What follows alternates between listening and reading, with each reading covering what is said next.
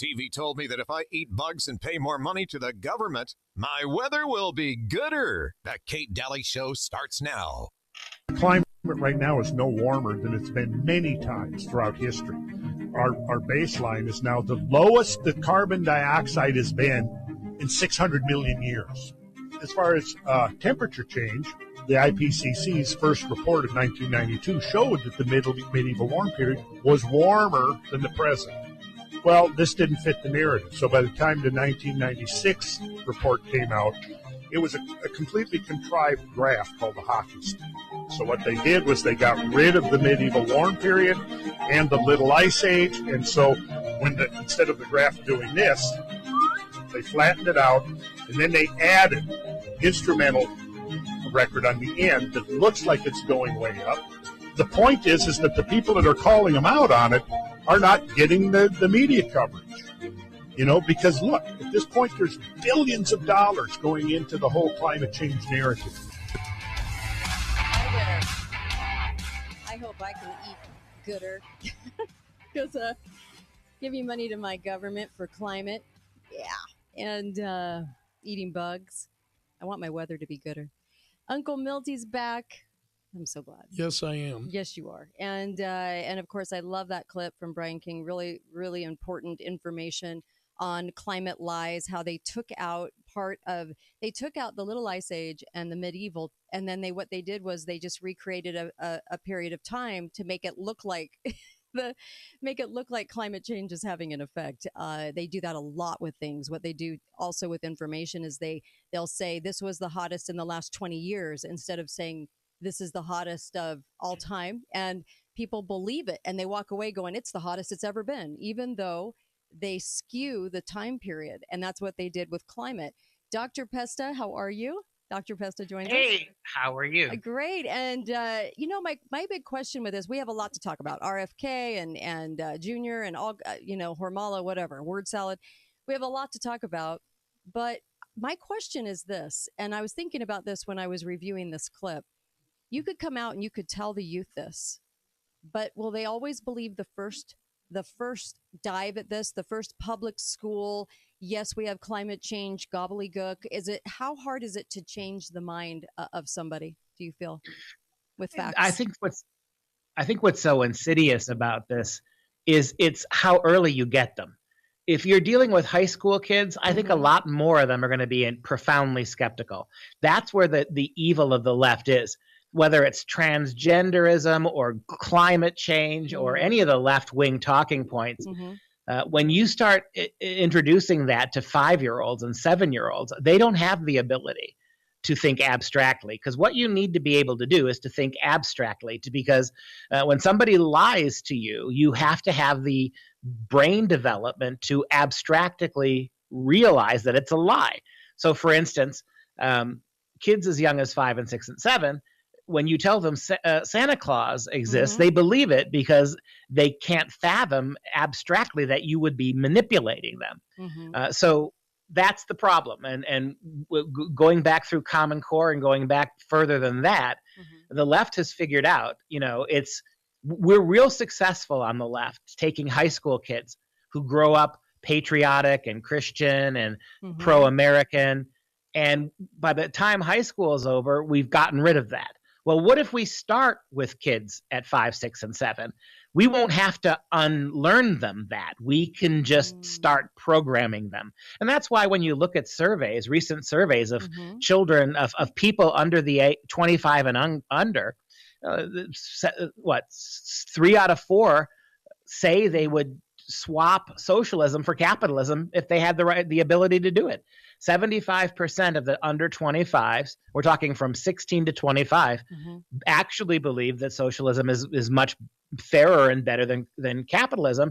And they got that not in high school, but they started getting that when they were in elementary school. That's how you do it. It's discouraging. It's discouraging because you could lay out all the facts. You could say, but here are the facts. This is how they manipulated the graphs. This is what they did.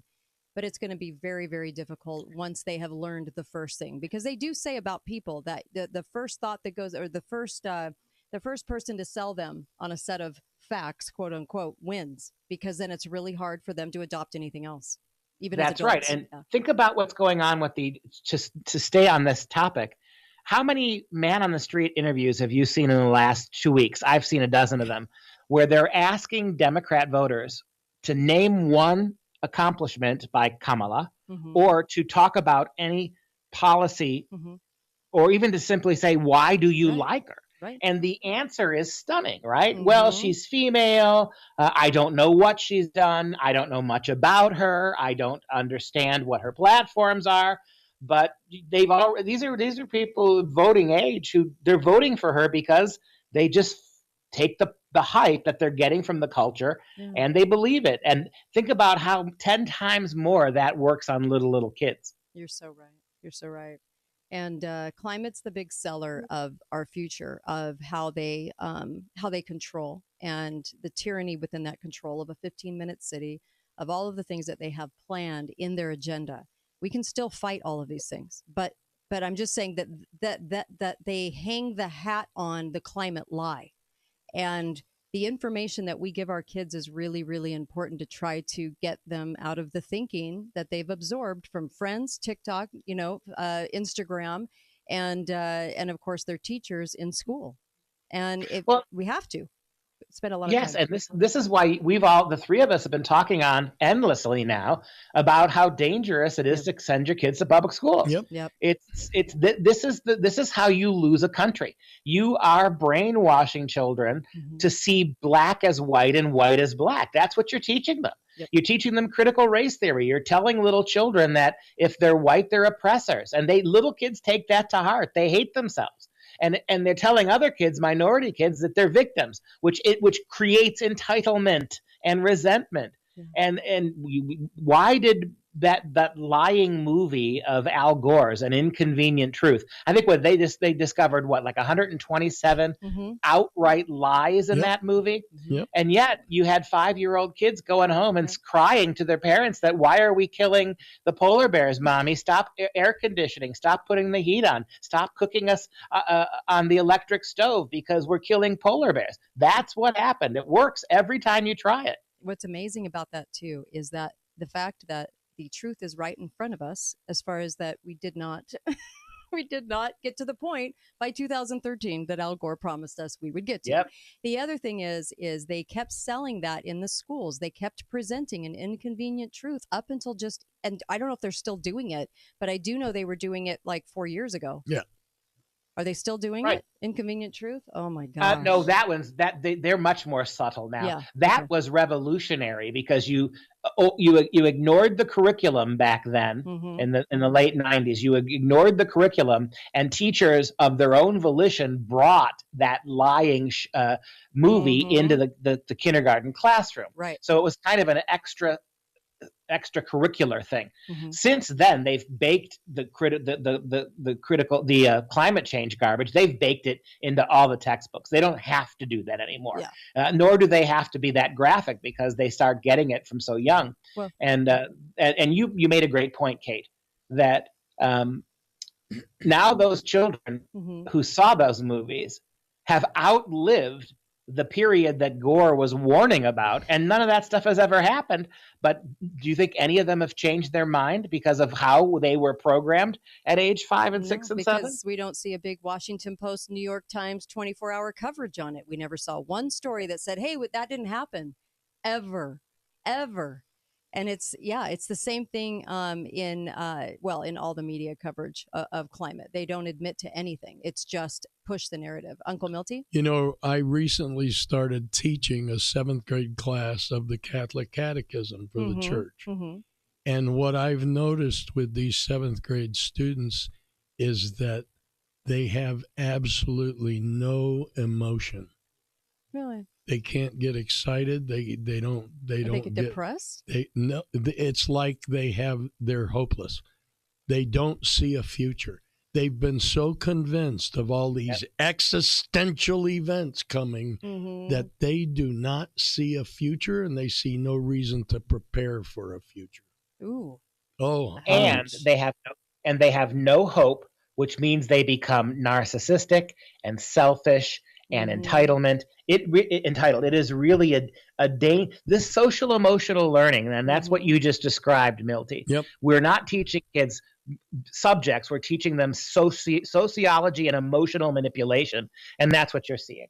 There was a meme. It said, had a young guy looking out a window, and it said, I need to get my life together, but I'm kind of waiting to see if the world is going to end before I put any real effort in it.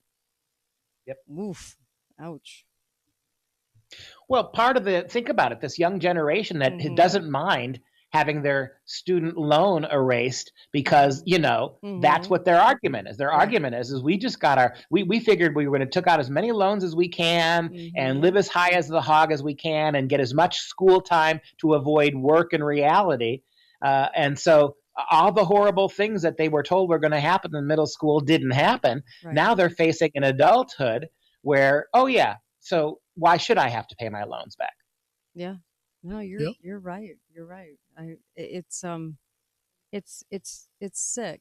It's sad. It's really sad. And I hope our youth realize that they were born for this, that they need to reach their potential to help fight all of the things that are coming, the things that are coming, not the lies that they were continuously lied about. But the things that are coming, they're born for this. They have such an important role in history, and and they have such skills going in, but they don't see it themselves. No. That's the sad part. They're not seeing it. We need to help them find that. Let me ask you, I know we got break coming up, but Milty, real quick, are they interested in the idea of God? Does that help start to change them or not at all?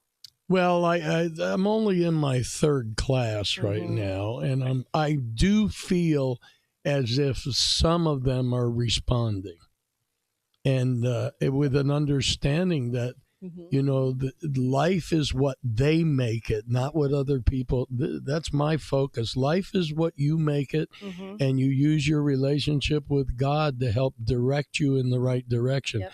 But if you follow all these negative, bad ideas, you're going to stay just the way you are, miserable.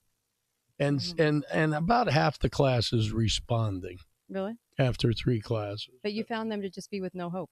No hope.